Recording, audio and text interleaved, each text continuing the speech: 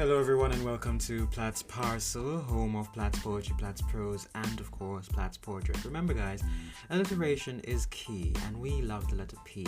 In this podcast we explored the behind the scenes of Platt's poetry, prose, and as well as take a deeper dive into what it means to be perfectly lovable, amazingly talented and tough. In season 4 of Platt's portrait, we'll be shifting our focus from poetry and prose to the personal. Don't worry, there will still be poems every episode. In some episodes it will just be me reading from books. I am working on it, but if I'm going to be delivering more, the goal of the year is to deliver more episodes, then I have no other choice but to expand the topics of discussion, and I hope you guys don't mind that much. It's only me, myself and I, and thoughts of my mind. Expect randomness, expect moments where I go off script, expect life lessons, but most importantly expect fun, because at the end of the day, that's funny, you can understand later in the episode. At the end of the day, that's what life is about. Finding joy. It's not just the exceptional, but also the mundane. I also hope you enjoy today's episode and whatever episode it is. And remember to follow us on all our social medias and spaces. There are links in the description. If you are on YouTube, and Anchor as well should link you all back to the Instagram page where you can find all the links you can hope for. Thank you for spending time with me today, and I hope that you have lots of fun in today's episode.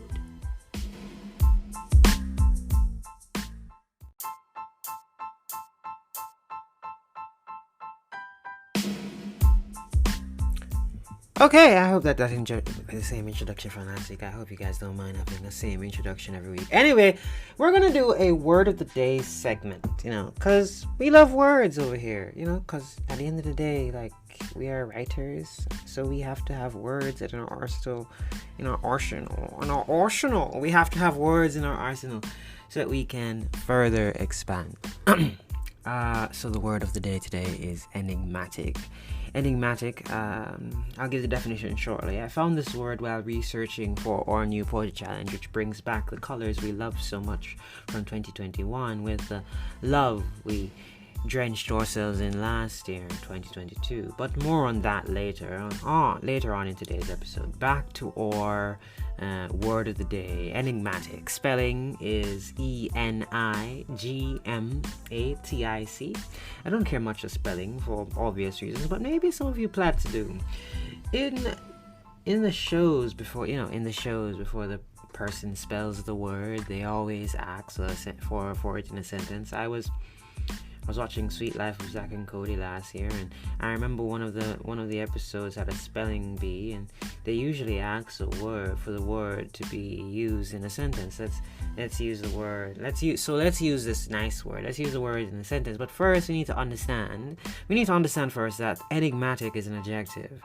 As far back as basic school, we know that adjectives are used to describe nouns being people, places, animals, and things, or things.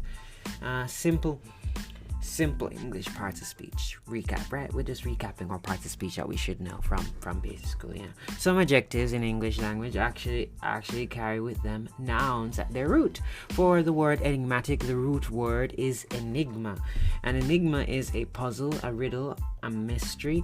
From that, from that we can infer the definition of enigmatic. But let's use it in a sentence first. My sentence is: love is enigmatic at times, but still beautiful in the end. The sentence is: love is enigmatic at times, but beautiful in the end. This is a bit of a complex sentence. We have two adjectives describing one noun, and time is involved. I don't see any verbs in the sentence, but I am not an English major. I'm not an English major, and nor do I fancy English much. I am a lover of chemistry. I can tell you if water is more conductive than aqueous salt solutions, but I can't tell you about sentences, the sentences to save my life. By the way, the salt solution is more conductive because it contains high number of free mobile ions that allow charge to flow between them easily, aka electrolytes, while regular water may appear conductive, obviously, as it is impure. It contains these ions and electrolytes in it. Pure water, the purest water, distilled water, is not conductive at all because it has none of these electrolytes which allow for the electrons to flow. That's chemistry. The simple answer, anyway. Chemistry can also be enigmatic and beautiful in the end. The meaning of enigmatic, by the way, is difficult to interpret or understand, mysterious. Chemistry and love are difficult to interpret and understand. Sometimes love and chemistry can be mysterious as well, but chemistry and love are both beautiful in the end. Let's get into the episode, shall we? Da da da da.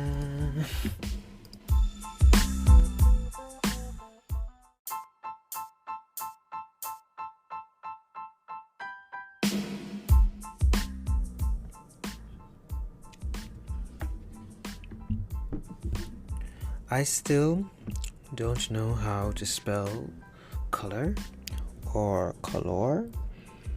It's one of those words in English language that have multiple spellings. I remember growing up, we would say COLOR is the incorrect and improper spelling. The correct spelling growing up would be COLOUR.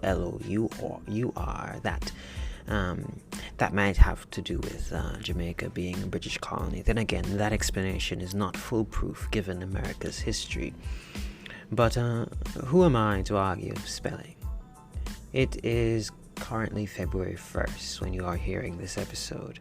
The month of love has begun. For me, the month of love has begun. For me, the month of love is actually July. You may think because it's hot or lots of people all around, beaches, beautiful sunsets. Nah, I don't really like when things are too hot. I don't mind the heat, but I don't really want things to be too hot. And I really like to be inside by myself, so I don't even go to the beaches in beautiful sun and watch the beautiful sunsets as much people think. July is the month of my birth, and it is guaranteed that on my birthday I will be bombarded by unsolicited, unnotified, and unplanned, unsolicited, unannounced, and unplanned I love yous. And I really love when people tell me I love you randomly. And my birthday is the only day of the year that I'm guaranteed to get that. So February is seen as a month of love because of Valentine's Day. But I don't have a Valentine as of this recording. And while I am a hopeless romantic, February is a rather cold month, and I hate the cold more than I dislike the heat. Almost, February, it's cold, almost as cold as my heart. Ha ha ha. That was a joke. I swear it was a joke. I have a very warm heart. So I was listening to a song. That's how all these challenges start, right? I was listening to a song by Billy Ocean, The Color of Love. That's what the song is called, The Color of Love. And I just remembered how in 2021 we did a challenge on color where we would paint pictures based on the meaning of colors, the in-depth analysis and feeling behind each color. And I found it fun. And in the song he goes, "What is the color of love? What do you see? Is it warm? Is it tender when you think of me?" Or something like that. What is the color of love? Yeah. And it's basically asking your lover, asking your person what color comes to mind when they think of you, And I thought about it, and I was like, oh, what color does come to mind when I think about that special person? And I don't really have colors came to mind, but I don't really have the time to write such poems, and nor do I need to write such poems, or should I at all write such poems. So I flipped it and said, what would the colors think of love? So I said, be like, what do the colors think of love? What do they say when their hearts beat for you and me? And I was like, okay, this could work. Now, Now, I do. I. Oh yeah. This is what happens when you go off script and you lose your space. Okay, so let me just put my mouse right here. Okay, so I flipped it. What was red? So I was like, and to my mind, first color that came to my mind was actually red. And the first color that people suggested to me was red, because I asked on Instagram for people to tell me what colors come to mind when they think of love. And first color was red. Most requested color, red. Everybody's all about the red, even on the WhatsApps and on Twitter, even though most people ignore me on Twitter, because Twitter is weird like that. You get ignored for some things, but these days you can see your views on tweets, so it's funny, like your tweet got 1,000 or 5,000 views or like 1,000,000 views and then like 3 likes. It's just the funniest thing ever. But anyway, so I was thinking to myself, what does red do when red is in love? And I tried to write a poem about how red behaves when red is in love. Red is all about passion and power, and I just couldn't do it. I was going to bed defeated, because I really thought it would be a cool idea to personify these colors as people and make them showcase how they love, but my mind was blank. Then I remembered reading up the meanings of red on a site linked below in the YouTube video, and how I did meaning of red and all the colors I use in this poet challenge. And I did that thing I do where I pick details off what's in front of me, and I wrote. The words I picked from the definitions of red were action, strength, energy, and passion.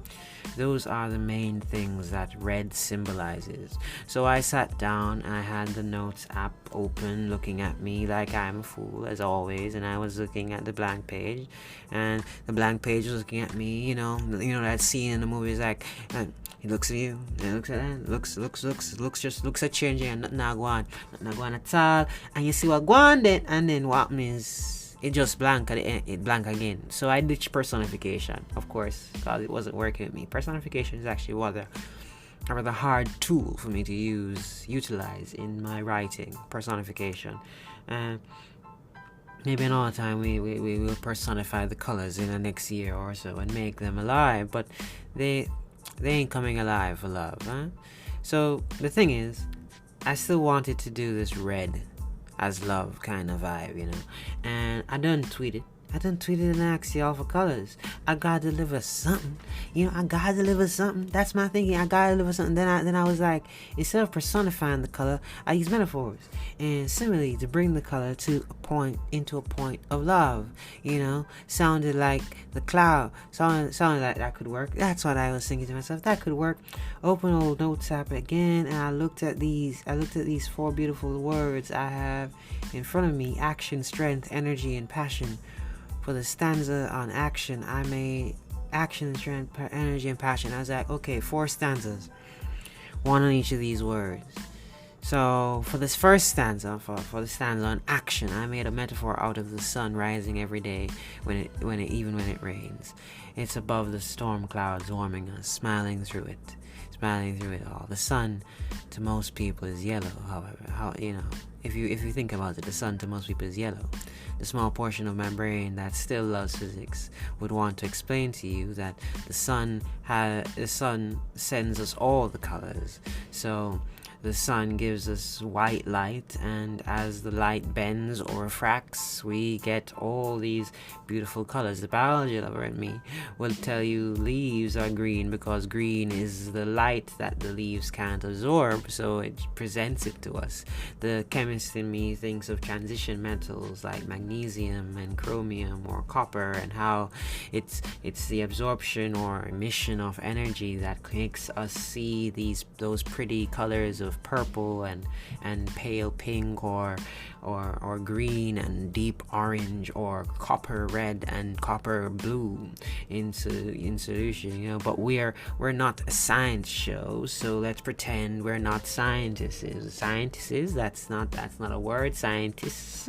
And like the rest of the world, you associate the sun with yellow. So what does it have to do with red? If what most people see the sun and think yellow, well, action action. The sun comes up every day, and it even shines on the moon to light the world in its absence. I have a philosophy on life that says love is love is an action that never stops, even when you think it has. And that's why I use the metaphor of the sun rising every day, even when it rains and we can't see it. The action of rising is an act of love. The action of rising is an act of love. One word down, right? Interesting enough, I was watching a video a while ago by Platt over on Game Theories about Among Us. I know it's 2023 Among Us video, and he was actually explaining that yellow is a suspicious color. You should go watch the video. Probably I'll link it below. So, one word down. Now we got 3 more words to go. Strength is a complicated word. The word strong, which is its root, because remember, noun, strong, well, adjective, strong, whatever. Strong has the connotation connotation to it, where we often imagine big, buff, brutish people who are in opposition to vulnerable emotions like sadness. Recently, the word strong has begun associating itself with being okay with your sadness or mental afflictions, and also being big, buff, mostly smart, but sometimes brutish people. And that's good. Words evolve. That's why color and color are not spelt the same. And English is a very fluid and ever-changing language, like all other languages. But I want a metaphor. I do not wish to perform an act of direct contrasting, where I just suppose the idea of a boy or girl going to the gym to get over their feelings with a boy or girl going to the gym while embracing their feelings. It's too direct, and this year we're trying to be more elusive and more poetry, more grounded in the truths of matter, or by being as vague and annoyingly off topic as possible. And in my head, I said to myself, in my head, I said to myself, what's strong, What's strong? I was thinking about people are strong, but I was like, what natural phenomena? I was going through natural phenomena that are strong. I was like, waves are strong. Waves can be used. So I was like, yes, waves can be used as a symbol or metaphor for strength in love. And I set the scene to be a beach in Robbins Bay, St. Mary, Jamaica. My father would take my brothers and I to this beach to have fun growing up. What I found interesting about the beach was that there was a flat area, we all know, where the children run up and down and the adults swim out from there, and the small waves would come in and gently brush on the shore. But to our right side, a good distance down, was a cliff face with rocks at the bottom, and the sea would crash into it strongly and violently at times, while still being calm and gentle where my brothers and I were. This is interesting to me. I never did geography and never bothered to research it to this day. It's a marvel of nature. I just want to admire. Actually, I was talking to my friend about it this morning before I recorded this episode, and he was talking about hard and soft rock, but I still like the mystery of it all.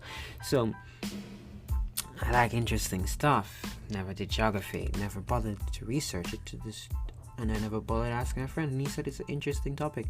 It's very interesting. So you guys should probably read up on why some waves are strong, why some waves are not as strong.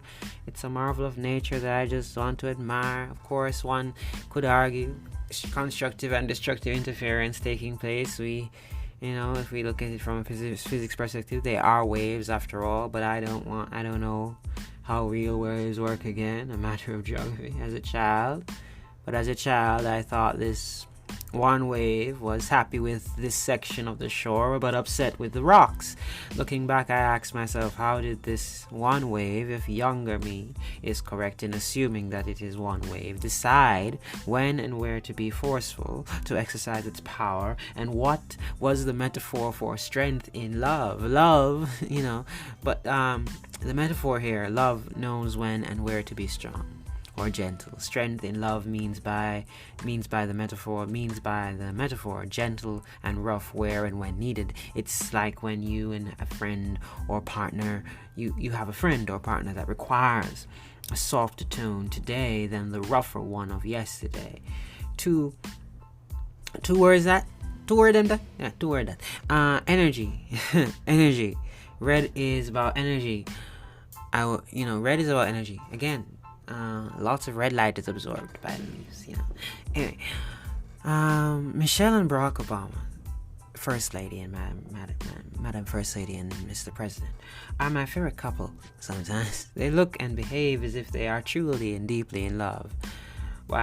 When Michelle came out with her new book recently and was doing a press run, I was caught off guard when she mentioned how for some years she didn't like the president at all. The First Lady First Lady said that she didn't like the president at all. She was doing more of the work, and she made a point to tell the youth that marriage isn't always 50-50. The internet went into a frenzy. Boys and girls alike picked sides and dug into their trenches, dissecting the statement. I laughed at it all, really. I laughed at it all for different reasons, but one of the things I found interesting was that these people who were now arguing over Michelle, over the First Lady's statement of marriage is not being 50-50, are the same individuals who will go around tweeting and making TikToks about matching on other person's energy. Like if he gave, girls have this thing, if he wanted to he would, and then they have this thing called matching energy. So it's like if he gives 10, she gives 10, or if she gives 10, you give 10. Match the energy, because that's all we do. I thought the reason why people had so much issue with the First Lady's statement that things aren't always 50-50 is because people form over the statement is that the statement it's a contradicting to their matching energy rhetoric. It was a complete opposite. Contradictions. Some people had other thoughts as well. I really don't care. I don't really mind the subject. I don't mind what she said. I don't mind what other people say. I just don't agree with anybody. But I don't agree with anyone on this matter at all. I believe in giving 100% of yourself at all times. Matching energy to me is a toxic endeavor, and I have issues with relying on others to build me up to 100%, build up the bond to 100%. So I'd rather just give my all or not be there. So that's just me. But we're not talking about relationships. This is not about relationships. I'm talking about energy. So when I saw red symbolize energy, we're going to get into it now. All that Twitter and TikTok mess about how things aren't always 50-50, or how energy should be matched. And if he wanted to, he would. If she wanted to, she would. And I was like, okay, all that came back to mind. And I thought... all that came back to my mind, and my brain was like, let's troll, because if there's one thing that my generation is good at, is trolling and pranking and making fun. So I was like, okay, let's troll the fellow Gen Zs and millennials. I thought the most extreme metaphor I could find, so I wanted to find a metaphor about matching energies. The most extreme metaphor I could think of at the time of writing this poem was wind turbines. Wind turbines are the future, because we need renewable energies in order to reduce our burning of fossil fuels, so that we can reduce our carbon footprint and stop pumping out so much carbon dioxide into the atmosphere. Because the more carbon dioxide, the more greenhouse gases and other things and fossil fuels that we burn and put into the atmosphere, the more heat is trapped within the atmosphere and hotter it gets. So wind energy is one of the new renewable sources of energy that we're going to use. But the problem with wind is... there's no problem, but if there is no wind, the turbine does not spin and there is no energy. But if there is wind, the turbine spins spins at a speed directly proportional to the amount of wind present, meaning that more wind, more spinning, and thus more energy. Think of it like this: the wind and the turbine are in a relationship with each other, loving each other, and they're 100%, and they are 100% reciprocal of each other. They embrace this concept of matching energy, to the point that the wind turbine does not function in the absence of wind.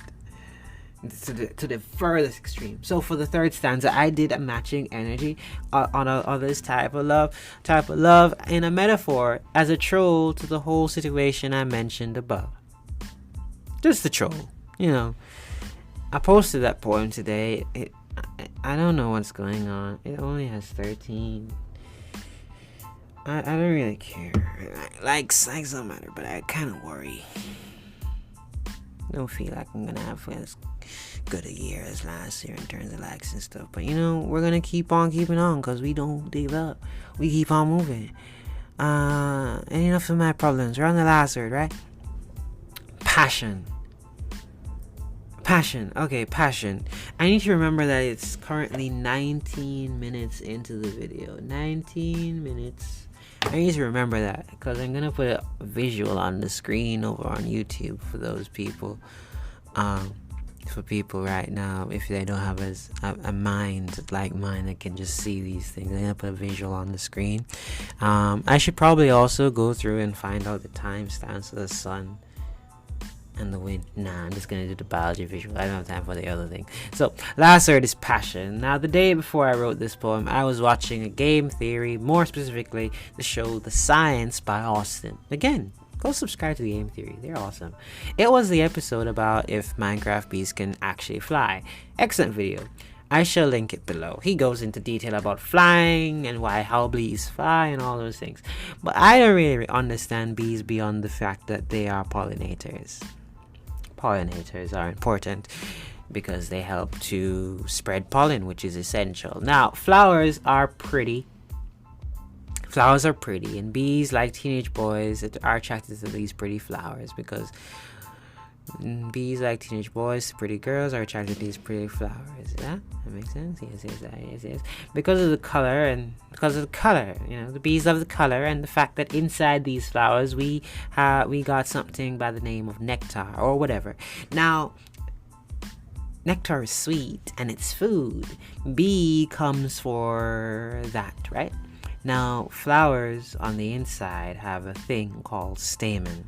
This is the male portion of the flower. The stamen has filament that holds up the anther.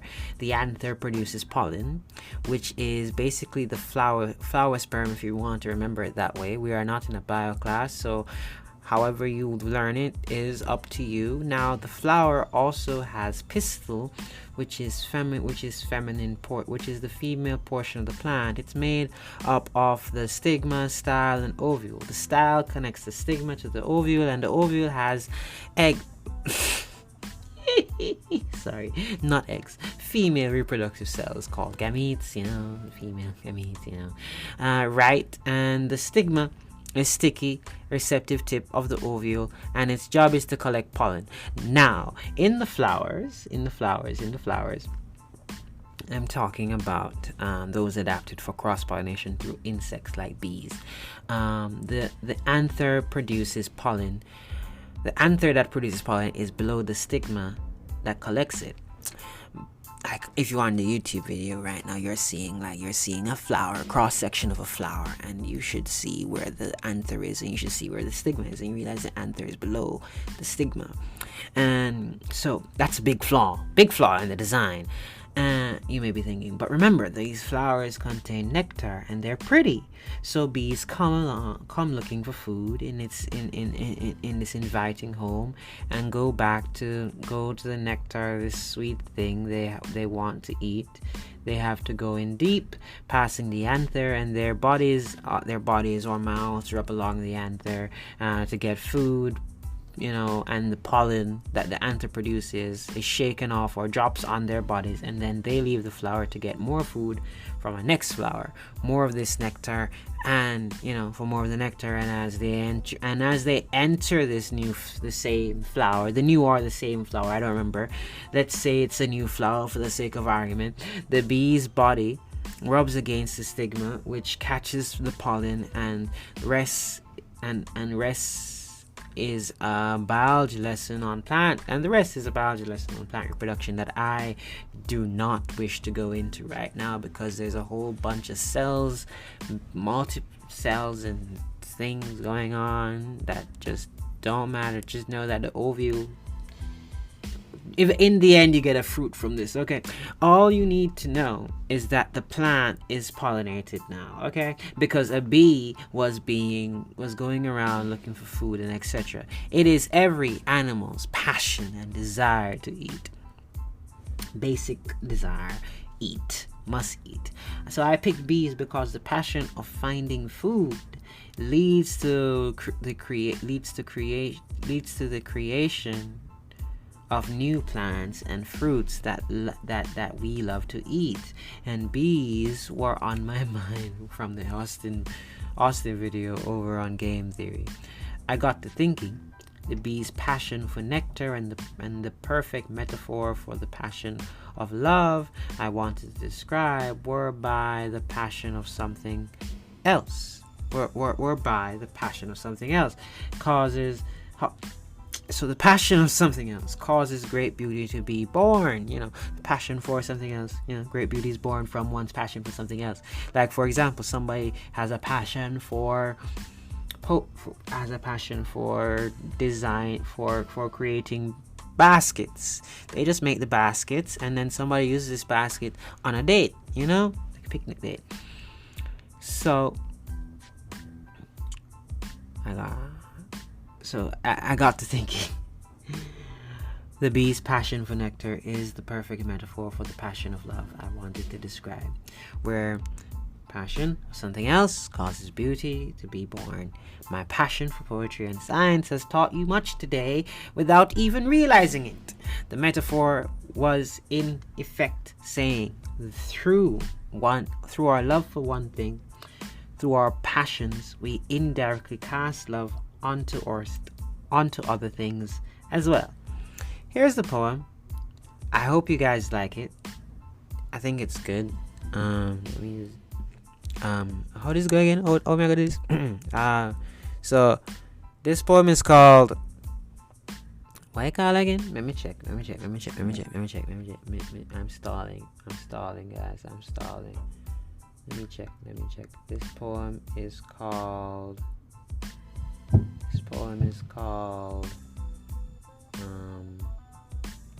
Natural Order. Yeah, man. So things go natural order. So the poem called natural. You hear that? Oh, say natural. All right. So when I think about love, I think of how the sun rises every day, even if the sky is covered in clouds and the land is drenched in the sorrows of yesterday. The sun rises and sits there watching. If we take a plane and fly up high, way beyond the dark monsters of the sky, there you will see a bold and beautiful sun. Many forget that on dark days, on the days when we do not see the sun, that it has what? Ah, damn it! I read it wrong. Okay, let's go again. I'm not editing this out. Anyways, let's go again. When I think about love,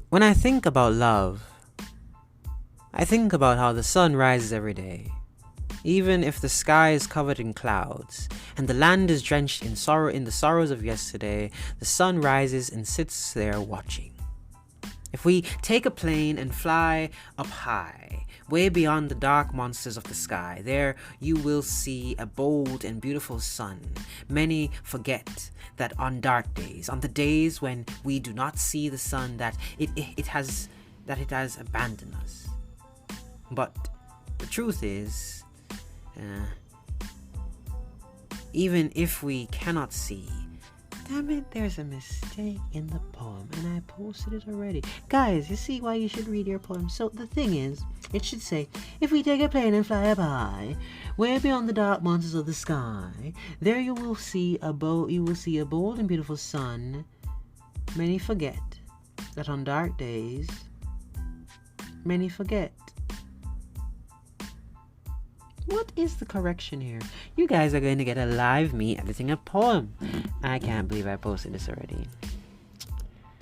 That's probably why it's not doing so good. So many forget that on dark days, on the days when we do not see the sun, that it has Many think, yes, many think that on dark days, on the days when we do not see the sun, that it has abandoned us. But the truth is, even if we cannot see it, it still rises to warm us. See, one word can do. Let's go again from the top. Natural order. I have to fix that. I have to edit. I'm not even gonna repost it. I'm just gonna make an edit at the bottom of it and just hope no one sees it. No, anyway. So when I think about love, I think of how the sun rises every day, even if the sky is covered in clouds and the land is drenched in the sorrows of yesterday. The sun rises and sits there watching. If we take a plane and fly up high, way beyond the dark monsters of the sky, there you will see a bold and beautiful sun. Many think that on dark days, on the days when we do not see the sun, that it has abandoned us. But the truth is, even if we cannot see it, it still rises to warm us. When I think about love, my mind wanders to the beach, where waves roar towards an open shore, massive, masterful expressions of nature, forceful beyond comparison on the open sea, gracefully and calmly slow down, creep along dry sand, just enough, not too much, leaving part wet and the other scorching hot. Still portions of this wave fail to calm. They keep rushing in, only stopping upon clashing on the cliff's rock. How does the wave know when and where to be? As gentle as sand, or as harsh as rock. When I think of love, my spirit reminds me of the wind turbines we saw on our way to St. Elizabeth. How even in the still of day they moved, how that movement meant life, how that movement was more than just humble spinning, how if the wind were to grow violent, those turbines would follow. How if the wind were to die, those turbines would soon follow. How these big man-made machines were tied to the very breath of nature man wishes to save from its years of destruction. When I think about love, my heart thinks of bees. Bees are just trying to feed their obsession with nectar. Bees are just trying to feed. Their obsession with nectar has nothing to do with our needs, yet without them going from flower to flower, almost all the fruits we devour would be gone before next spring's hour. When I think about love in the color red, the actions of the sun in rising every day, the strength of waves knowing when and where to be strong, the energy from wind turbines relying on the nature of wind itself, and the passion of bees as they hunt for food and accidentally pollinate are all that I can think of. That explains why that poem is not doing so well. Nobody can understand it because there's a big mistake right there. Oh gosh, man, I can't do nothing about that either. It's just I gotta just live with it. But anyways, guys, that's the poem. That's the poem I've been talking about. I could go on and on and on and on about the loveliness that is red, and the other poems you wrote, which is like pink and silver, which is coming. Like silver should be posting this week. Silver should be posting this week. That should be fun. But this episode was just the introduction to the poetry challenge. Like in 2 weeks' time, I'm gonna be talking about something completely different. I don't know what we're gonna be talking about in 2 weeks' time. I don't know. We'll write it in 2 weeks' time. I don't know. It's not even like I don't even. Anyways, guys, see you in the end section. This is the end. What's the song again? Close your eyes and count to 10. Wait. No. But all the song of it true. Adele, Skyfall. I can't play it obviously because, like, YouTube copyright rules. This is the end. Hold your breath and count to 10. Feel the earth move and then hear my heart burst again. For this is the end. I've drowned and dreamt this moment. So overdue I owe them. Swept away, I'm stolen. Let the sky fall. When it crumbles, we will stand tall, face it all. Together let the sky fall. When it crumbles, we will stand tall, face it all. Together at skyfall. At skyfall.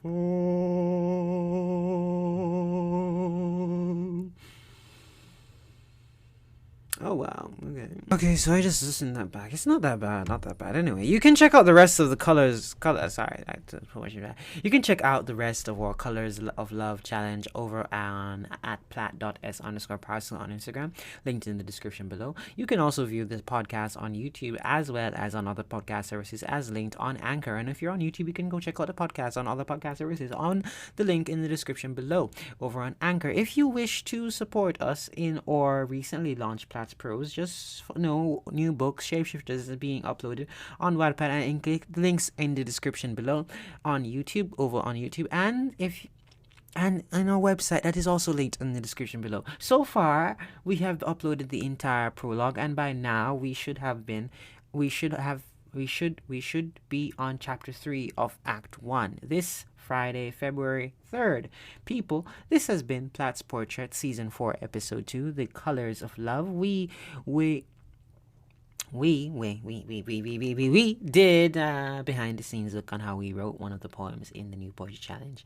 There are going to be 9 poems, my dears, and the colors your peers selected for me on the colors your peers selected for me. Yes. So make sure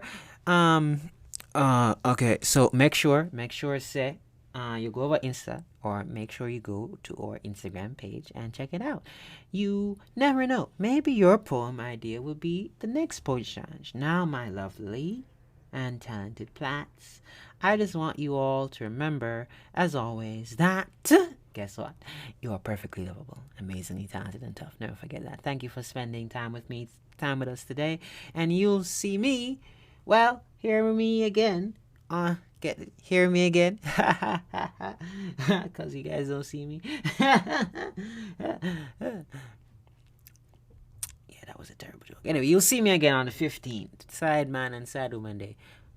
You never know. Later. That